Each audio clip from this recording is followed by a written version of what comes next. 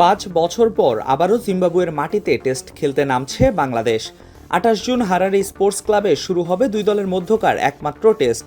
ম্যাচটিকে সামনে রেখে শেষ মুহূর্তের প্রস্তুতি সেরে নিচ্ছেন নাজমুল হোসেন শান্তর নেতৃত্বাধীন টাইগাররা। সফরের আগে দলে একটি পরিবর্তন আনতে বাধ্য হয়েছিল বাংলাদেশ। চোটের কারণে ছিটকে গেছেন অভিজ্ঞ batter Liton Das.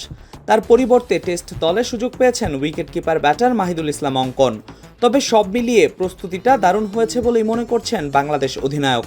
Preparation wise আমরা ভালো প্রিপারেশন নিতে পেরেছি। যতটুকু এখানে ফ্যাসিলিটিস ছিল ওর মধ্যে দিয়ে আমরা বেস্ট প্রিপারেশনটা নেওয়ার চেষ্টা করেছি।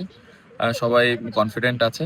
লাস্ট একটা সিরিজ আমরা ভালো ক্রিকেট খেলছি এবং আমি বিশ্বাস করি যে এই টেস্ট ম্যাচটা হবে এখানে আমরা ভালো কিছু করতে পারবো।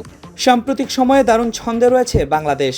ঘরের মাঠে পাকিস্তানকে সিরিজ হারিয়ে আত্মবিশ্বাসের তুঙ্গে থাকা টাইগাররা এবার সেই ধারাবাহিকতা ধরে রাখতে চায় জিম্বাবুয়ের বিপক্ষেও। একই সঙ্গে আসন্ন অস্ট্রেলিয়া সিরিজের প্রস্তুতির অংশ হিসেবেও দেখা হচ্ছে এই টেস্টকে। না, এরকম কোনো কিছু না। ম্যাচটা জিততে চাই এবং ভালো ক্রিকেট খেলতে চাই, কারণ এই সিরিজের পরে আমাদের বেশ কিছু অ্যাওয়ে সিরিজ আছে। সো এই সিরিজটা আমরা কত ভালো ক্রিকেট খেলতে পারতেছি এটা ইম্পর্টেন্ট। ব্যাটসম্যান এবং বোলাররা এখানে যদি ভালো করতে পারে এটা আমাদের সামনের সিরিজগুলোর জন্য কাজে আসবে। সো লক্ষ্য থাকবে যে কত ভালো ক্রিকেট আমরা খেলতে পারি। অন্যদিকে স্বাগতিক জিম্বাবুয়েও মাঠে নামছে নতুন রূপে। গত বছরের অক্টোবরে নিজেদের সর্বশেষ টেস্ট খেলেছিল দলটি। সেই ম্যাচে বড় জয় পাওয়া স্কোয়াড থেকে এবার 5টি পরিবর্তন আনা হয়েছে। নেতৃত্বেও এসেছে পরিবর্তন। নতুন অধিনায়ক হিসেবে দায়িত্ব পালন করবেন পেসার রিচার্ড এনগারাবা। দলে সুযোগ পেয়েছেন কয়েকজন নতুন ক্রিকেটারও।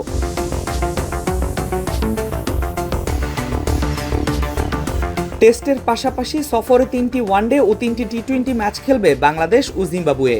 তবে সফরের শুরুতেই লাল বলের লড়াইয়ে নিজেদের সামর্থ্যের প্রমাণ দিতে মুখিয়ে রয়েছে দুই দল। 5 বছর পর জিম্বাবুয়ের মাটিতে টেস্ট খেলতে নামা বাংলাদেশ আত্মবিশ্বাসী হলেও স্বাগতিকদের চ্যালেঞ্জ মোটেও সহজ হবে না। সব মিলিয়ে হারারে স্পোর্টস ক্লাবে জমজমাট এক টেস্ট লড়াইয়ের অপেক্ষায় ক্রিকেট প্রেমীরা।